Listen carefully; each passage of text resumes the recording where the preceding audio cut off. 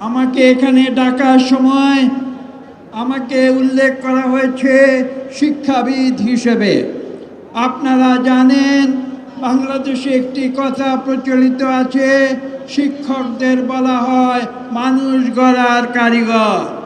আমি আজকে মাননীয় প্রধানমন্ত্রীর সামনে এই উক্তি করতে চাই, আপনারা যারা শ্রমিকেরা যারা এখানে আজকে উপস্থিত হয়েছেন এবং যারা সারা বাংলাদেশে ছড়িয়ে ছিটিয়ে আছেন, আপনারা হচ্ছেন দেশ গড়ার কারিগর।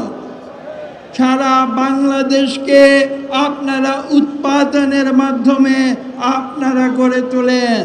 আমি এই প্রসঙ্গে আপনাদের মনে করিয়ে দিতে চাই, আমাদের স্বাধীনতার ঘোষক শহীদ প্রেসিডেন্ট জিয়া রহমান আমাদের যে রাজনীতির কথা স্মরণ করিয়ে দিতেন তার নাম ছিল উৎপাদনের রাজনীতি।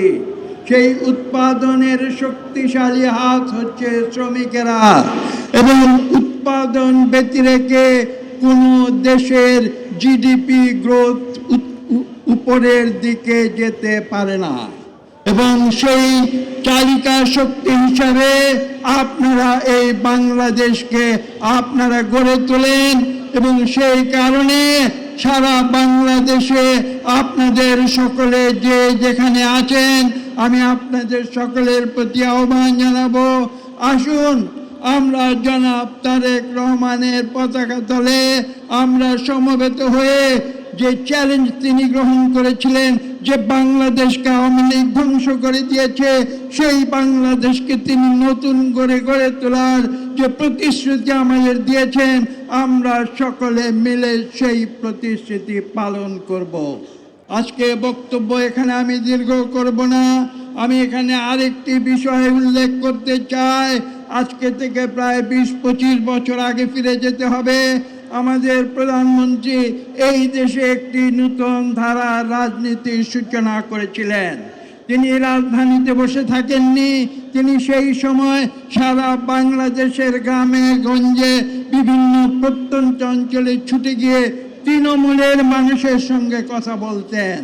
আজকে নতুন প্রজন্ম হয়তো অনেকে সেটা জানে না, কিন্তু আমি উল্লেখ করতে চাই, যাদের বয়স 20 বছরের বেশি নিশ্চয়ই তারা এ সম্বন্ধে অবহিত আছেন। আমি বিশ্বাস করি এদেশের ভবিষ্যতের রাজনীতি হচ্ছে তৃণমূলের রাজনীতি, যে রাজনীতি জনাব তারেক রহমান এদেশকে উপহার দিয়েছেন। আমি বক্তব্য দীর্ঘ করব না।